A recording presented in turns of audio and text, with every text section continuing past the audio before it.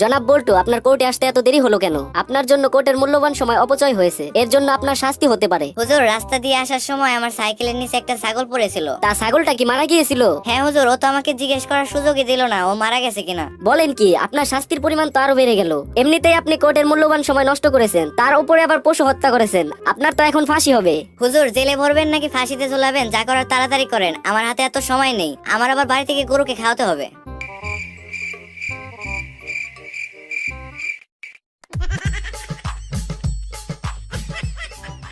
ধর্মিয়া, এটা কি মোবাইল দিছেন? দেওয়ার আগে তো বলছিলেন সারা জীবনেও নষ্ট হবে না।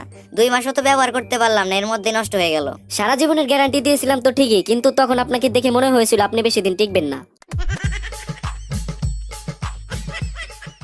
আচ্ছা ভাই, আপনার দোকানে কি পানি আছে? হ্যাঁ ভাই, পানি আছে। তাহলে সাবান আছে? হ্যাঁ ভাই, সাবানও আছে। আচ্ছা ভাই, তাহলে সাবান আর পানি দিয়ে ভালোভাবে হাত ধুয়ে 5 টাকার মুড়ি দিন তো।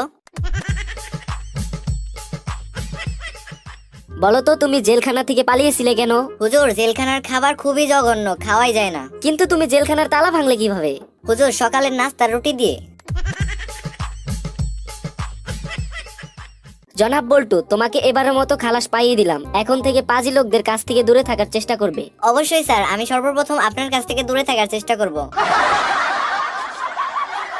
আচ্ছা ভাই, কি লাগবে আপনার? আমার বইয়ের পোশাক কুকুরের জন্য একটা ভালো কেক দিন তো। এখানেই খাবেন না প্যাক করে দেব? সমস্ত তথ্য ও প্রমাণের ভিত্তিতে জনাব বল্টুকে বেকসুর খালাস দেওয়া হলো। জনাব বল্টু, আপনার কি কিছু বলার আছে? হুজুর, তাহলে কি আমি আমার চুরির টাকাগুলো নিজের কাছে রাখতে পারি?